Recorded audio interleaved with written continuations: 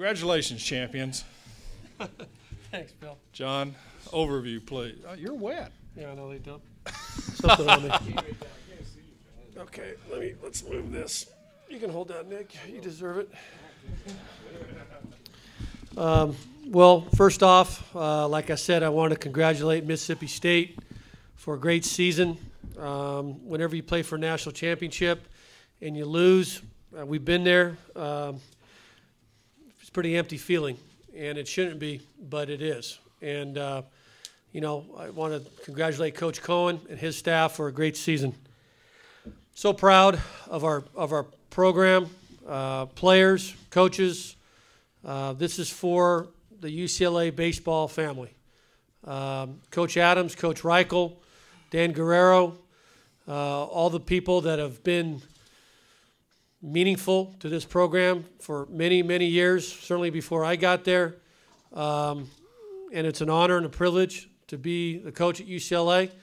And I'm just so proud. These guys did it on the field. I don't think any of the experts thought we'd be there, be here at this stage. And we did it. We did it the right way. We played baseball, and good baseball. And we pitched. We defended. We had quality offense, opportunistic offense for sure. And at the end of the day, I think we outlasted everybody. So congratulations to our players and their families and everybody associated with UCLA baseball. Thank you. Okay, let's open up for questions for those of you that have snuck in. Okay, Lou, here Lou in the back. I think he beat you to it, Aaron. Yeah, Lou Pavlovich, collegiate baseball. It's for Coach Savage. You probably went through the toughest gauntlet of teams I've ever seen in my life, from Fullerton all the way through. Can you comment on that? Because you didn't have a weak sister in the bunch. No, that's why I think you can call us champions. It was a tough road. We had a very difficult Pac-12 conference. We finished third behind Oregon and Oregon State, two very good teams. We had a very difficult regional with Cal Poly, San Diego, and San Diego State. Tight games, 5-3, 6-4, 6-0. And then we went to Fullerton, who I thought was the best team in the country. And to our credit, we played them, and we played them tough. And we came out of that with 2 wins. So I think that was an indicator. I think a lot of people saw that and knew how difficult that was. And there was, I think, some telling signs that this team was going to be pretty tough to beat. And to make the run that we did, I think it's one of the best runs clearly in the history of UCLA baseball, and really, for a single season on the West Coast. Hey, Aaron. Aaron Fitt, Baseball America. Nick, it's kind of a lot like, I guess, what you did all season long. I mean, didn't seem like you did anything different, but you've pitched in so many big games over the course of your career. Do you feel like all that experience kind of helped prepare you for this moment? Yeah, I mean, I think all the experience I've had throughout my 3 years in college have, really helped me. And I think how many wins this program has had and the opportunities we've had, and I think that's really what's gotten me to where I am. And just trying to keep things simple, just trying not to think, oh, this is a big game. Every game's just like every other game. Just have to be myself and make pitches and execute. Okay, Pete. Pete LaFleur, College Baseball 360. Coach, I know you mentioned, I heard you with the quote that nobody on your team, you don't have anyone on your team who doesn't play good defense, but I would think you don't have anyone on your team either that doesn't execute situational hitting, whether it be the sack bunt or just driving the ball to get the sack fly. Can you just tell us how you develop that and maybe give some examples of how you bring that out of your team? And then, Eric, if you could speak to that for yourself, because you did both today. And you also got some RBI hits over the last few days. Hey, John. Practice. I mean, that's what we do. We're a good. I call ourselves a good practice team. For us to play good in the games, you have to do it in practice, and you have to do it in front of the coaches. We work hard, conditioning, weights, practice. We got better. We got better in this tournament. And that was one of our goals, is to get better. You know, with our time off, we had practices. We made the most of Saturday and Sunday. And I just can't say enough about the guys to my right, because they've earned it. And people didn't believe in them. People didn't think they were the best team, and I don't think reason why you would think that. We lost 17 games, but we also won 49. And it just Coach Peters, Coach Bruce, Coach Silverman, all did a terrific job. It was a team effort. We had no star power. I think we have a few stars, you know, but Adam Plutko, Nick Vander, Tuig, Pat Valeka, in my mind, are some of the best players ever to play at UCLA, and they proved it on the field. So hard work, to answer your question, and practice. Eric, would you respond? Yeah, Coach basically said it. Just a lot of practice. I mean, we've been trying to do this all year, executing and stuff like that. And I mean, really, it's preparation. And I mean, 1 through 9, we could all execute. And I mean, like Coach said, we just practice it from day 1 till today. I mean, just in batting cages and BP. I mean, it's really like details. There's a lot of details that we pay attention to, and when we don't get that 5 out of 7 in the first round, and by executing, we do it again. I mean, it's just those little details that really matter at the end, and it really showed tonight. Okay, Eric. David, this is Eric Swanson, College Baseball Today. David, you said last night the saves record really meant nothing to you until after you guys won it all. Go ahead and talk a little bit about that now. I mean, it was true. Our goal this season was to win a national championship. It wasn't for me to go out and set a record for saves. And so it's just, now it feels pretty special. I think that was a pretty key role in winning this deal. And I mean, the guy I kind of took it from was Jack Krawczyk, who was on the 1998 team that won a national championship. So, you know, this isn't it's only going to go on the record because me who got the saves, but really I wouldn't be here without, I mean, some great pitching to go in front of me from the starting pitchers to the guys who set me up. They keep the game close for us.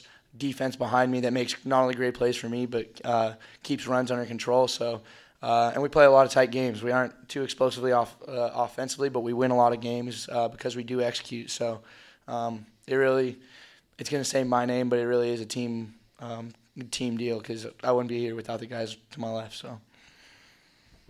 Okay, Kendall. Kendall Rogers, Perfect Game. This question for Coach. I guess, Coach, when you look at this team, just talk about how many just outstanding role players this team seemed to have, and also specifically Cody. He was on the team a few years ago. Obviously, a much happier moment now. But just talk about how big he was in this thing with his defense, and obviously had a nice day at the plate today. We're very proud of Cody. He's our only senior, true senior. We have a couple redshirt juniors, but. You know, Cody was devastated. Wasn't drafted his junior year, wasn't drafted his senior year, and he's had a great career. And he's been to Omaha 3 times, most in the history of the school, played in the most playoff games. Now he's won a national champion, the first national champion in school history. It just goes to show you that, you know, guys that sometimes stay in school get rewarded.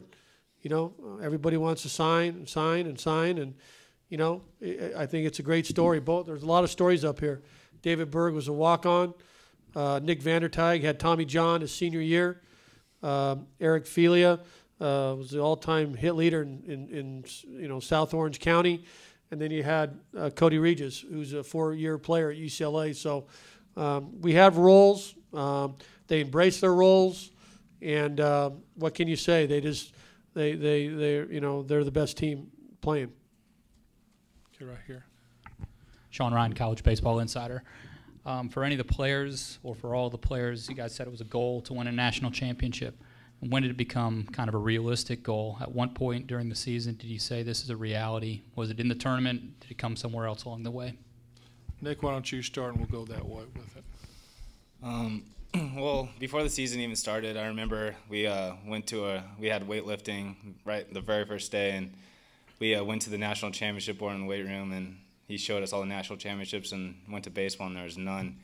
And I remember Coach Creddy was saying we got to get our name on that board. So I think we really worked hard from day one. As far as like a turning point, what we really believed, I don't know if you really can say anything about that. I mean, we worked hard all year, weightlifting, practice, conditioning, everything. So, I mean, we're a very detailed team, and I think that's why we're standing up here. Cody? Yeah, I think we've just believed that we're the best team in the country from the get-go. I mean, even from fall, the practices, the 6 a.m. weights, the conditioning after practice. We just had that mindset that we weren't going to stop until July 1st. That's what Coach always said. Season ends on July 1st when the tournament's over. And I think the reason we're here right now where we are is because we believe throughout the whole process of things. Eric?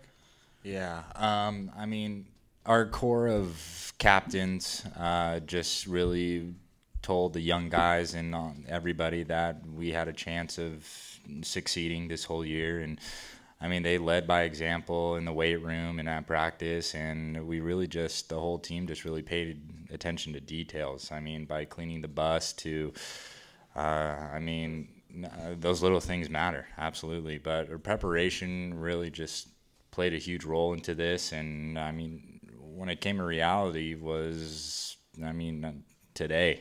I mean, after we got the third out. But we just tried to keep getting better and better each and every day, and we just took today as just try to win pitches since the first pitch of the game. So, I mean, yeah. David? You know, I think that if you ask any of these guys, they'd remember the same meeting that I'm talking about when we kind of all sat in the locker room and looked at each other. It's at one point in April, I believe it was the Oregon State series, maybe.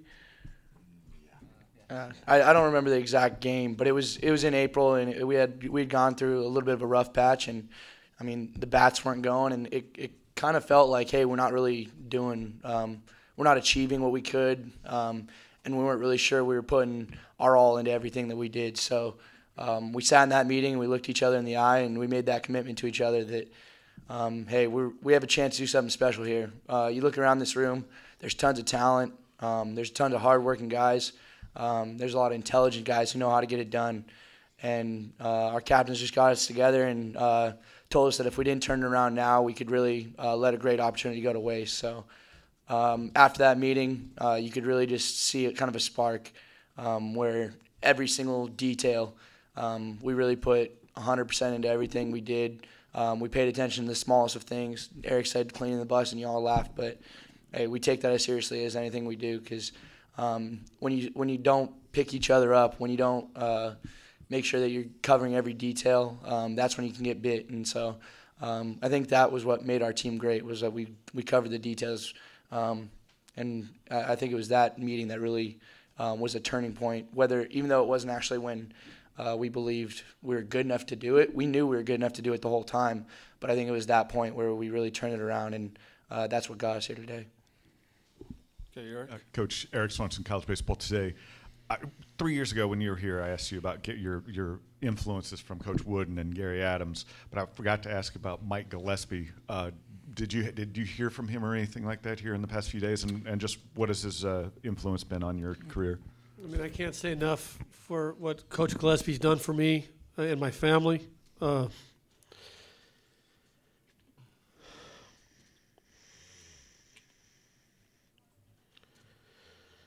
He's, you know, I mean, he's the reason why I'm here. You know, he hired me. I was working for Coach Powers at University of Nevada, and you know, we had good teams. And Mike hired me in 1997. And, you know, it changed my entire life, my family's life, my wife, Lisa, my kids. We all moved to Los Angeles. And, you know, I just can't thank Mike for what he did. We won a national championship in 1998. 15 years ago, we were 49-17. I looked at the record yesterday, and I had a good feeling.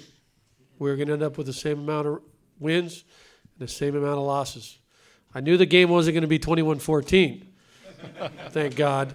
But at the same time, you know, I you know, owe my entire career to Coach Gillespie. So he meant everything to me, and as my family does. You know, they sacrifice so much, Lisa and the kids, and I just, you know, it's a family win, it's a family affair, and we move forward.